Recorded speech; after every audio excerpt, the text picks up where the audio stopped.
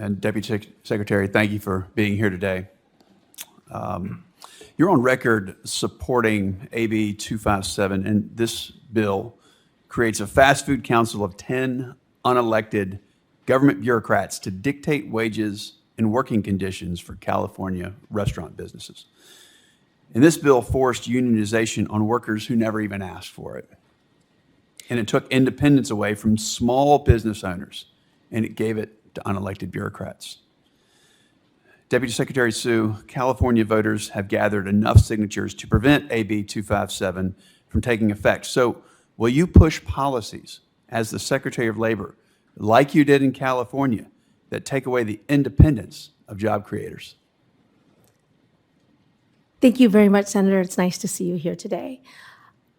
I believe that bona fide independent contractors will always have a place in our economy. They have and they will, and they're very, very important. I'm not positive if AB 257, I believe you're talking about a Well, let me just go back bill. to the Okay. last part of the question, which is, will you push policies as Secretary of Labor, like you did in California, that take away the independence of job creators?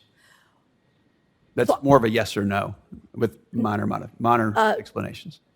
No, and to be clear, I would absolutely respect the authority of you. this body, of you, to make laws that I, if confirmed, will be charged with enforcing. Thank you. You've called the ABC test a model for the country.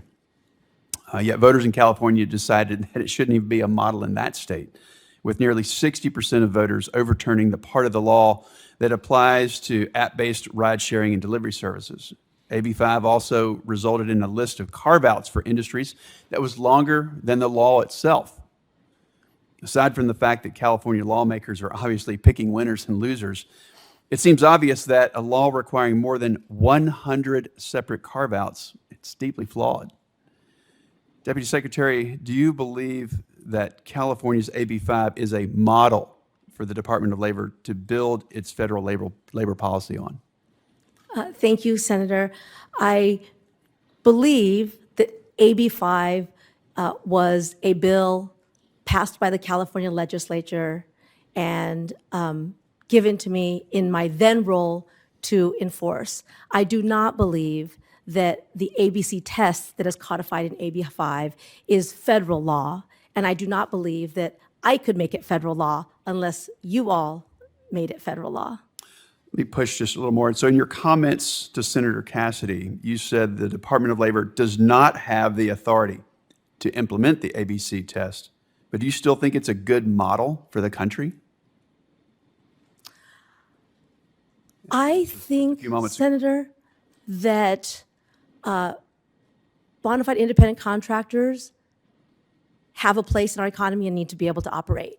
I also believe that misclassification, meaning when you have someone who should be an employee but is called an independent contractor, maybe they work side by side with other people who are doing the exact same thing as they are, but they're called an independent contractor, so they're not protected by minimum wage, overtime, unemployment insurance, and other laws, and the employees are, that is a problem in our economy that needs to be addressed.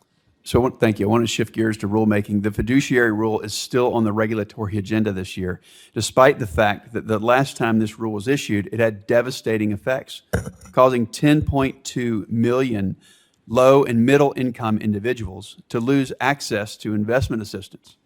I have serious concerns with the DOL re-implementing a failed standard, not to mention the potential mismatch of industry standards that might arise between it and the SEC's Reg Best interests. So I'm curious how much taxpayer money the DOL and the DOJ previously spent on implementation and litigation of the disastrous 2016 fiduciary rule, and how much both departments would project to spend should the Labor Department move forward with another rule. Any idea how much you would spend on that, on implementation and litigation? So, Senator, thank you. I don't know the answer. I was not here in 2016. I will say that your point is precisely why it's so important for us to engage with all stakeholders before adopting any rule. Hopefully that includes 10.2 million low and middle income individuals who have lost access to investment assistance. So I'm out of time. I'm going to be opposing your nomination. I do appreciate your time today, and I yield back to the chair.